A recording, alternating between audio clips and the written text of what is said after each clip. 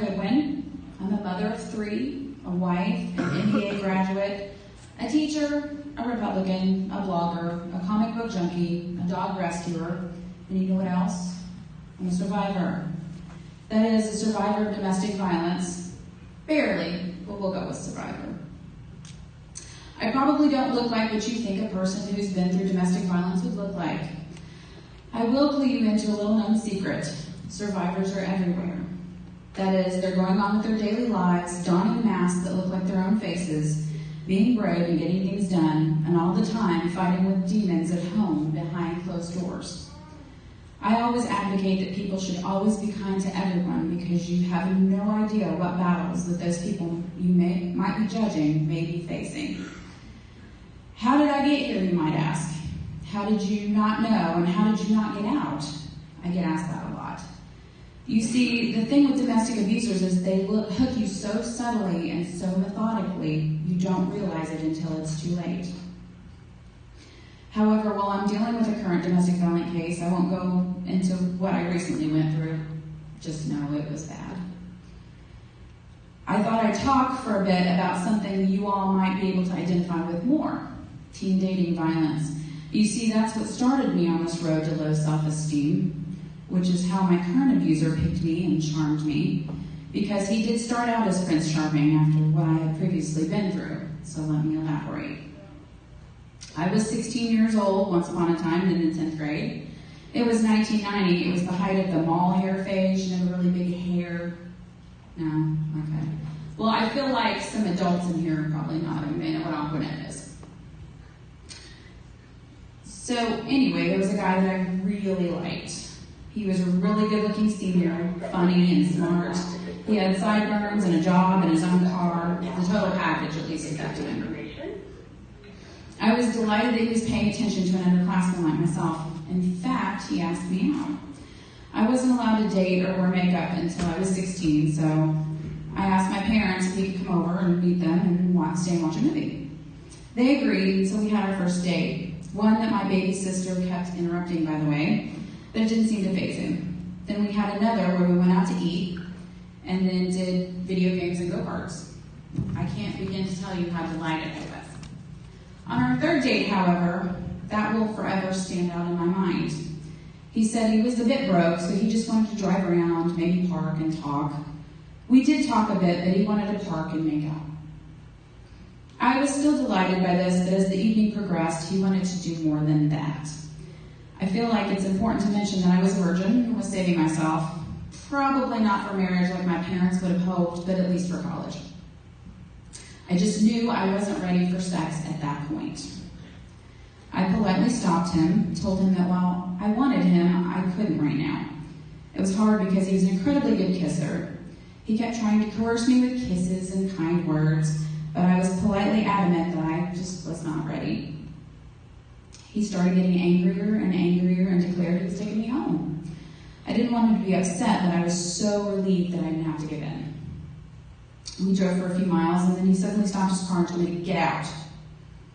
I was startled and started to say something, but he yelled again, something I'd never ever heard him do. So I opened the car door and got out and started walking. It was a children's playground, and I remember seeing the swings and the merry-go-round. As I took a few steps to start what I thought would be a long walk home, I was suddenly pushed from behind and lost my balance, going face down into the ground. I hadn't heard him put his car into park or slam his door. He was then on top of me to where I could not move or get up. I had the wind knocked out of me when I fell, so I couldn't scream. He proceeded to take what he wanted for what seemed like the longest time. All I could do was sob and beg quietly, to which he would shove my face further into the dirt and tell me to shut up. When he was finished, he told me to get up, put myself back together, and get in his car. Ironically, he had me home right by my curfew. Can't get reported if you comply with parents, right? I didn't say a word to my parents because they were asleep. I had to be in shock because I remember going from the front door and then getting in the shower. I sat in the tub and cried. I couldn't seem to get clean enough. I couldn't get the smell of him off of me. I knew I was there for a while because the water had turned ice cold. I'd run out of hot hot water, and I really couldn't tell you how long I sat there while the cold water washed over me. I was so numb I didn't really hear it. I was literally a zombie for weeks, and I couldn't really tell you anything other than he spread rumors about how I had put out, how I totally wanted it, and what a slut I was. I really wanted to die and disappear in addition to feeling horrible about what happened. I didn't date the rest of that year or my junior year either. I focused on forgetting and burying that horrible memory deep. I concentrated on my studies and extracurricular activities because if you're super busy, you can't think about dates gone wrong. I met my husband at the end of my senior year, but didn't start dating him until after I graduated. He was charming, funny, sweet, and promised that he was different. He would never hurt me. We ended up pregnant later on that fall, so we married the following February. I was dedicated to being the best wife and mother ever. So much so, I nearly lost myself. I never saw that side of my husband until my oldest was 18 months old. My husband's anger got the better of him, and he punched me in the left breast, leaving a huge bruise, the first of thousands. That evening, he was oh so sorry and promised it would never happen again. I assure you it did. Many, many times over. Every time I forgave him. You see, domestic violence victims always carry this hope that their abusers whom they love will get better. I got to the point that it was better the devil I knew than the one I didn't. I tried to leave about 5 times total. I always got back with him and forgave him. It's taken the threat of him killing me and him going to jail for the second time to realize that I can no longer do this. You see, abusers will abuse you, and they'll also abuse your children and your pets. I cannot tell you how many times I got in between he and my kids. It would be better that he took his anger out on me than them, which is many times what happened. So what happened to the guy that stole my innocence? Well, I buried that memory so deep, I didn't think about him. I couldn't, with my current abuser maintaining all of my energy. However, literally a few years ago, Facebook suggested him as a possible friend. I freaked out and kind of lost my mind. I freaked out so badly that I had to tell my husband what was wrong.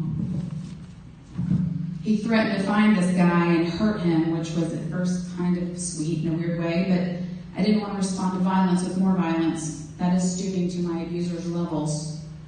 The best therapy for this, as with all abuse, is to acknowledge that it happened, that it was not your fault, and to bring it to light. Now, what can you do? Do not let others do this. If a friend tells you this happened, believe them. Do not ask lots of questions. Do not judge. Just listen. Report it. Stand with them and show them that you believe them. Help them make a safety plan. Support them. Encourage them to get professional help and go with them. If you don't, you'll lose them, either to their abuser or their own grief. I contemplated suicide after my initial attack. I contemplated it for a while. I was lucky. I did not tell my friends or family, so no one knew. I'm almost 44 years old. I did not tell my parents what happened until last month. I found a purpose in going to college, and the idea of ending my life faded. We are all so precious, too precious to let violence win. Evil thrives in the shadows. My message to you guys is this: be the light. Thank you.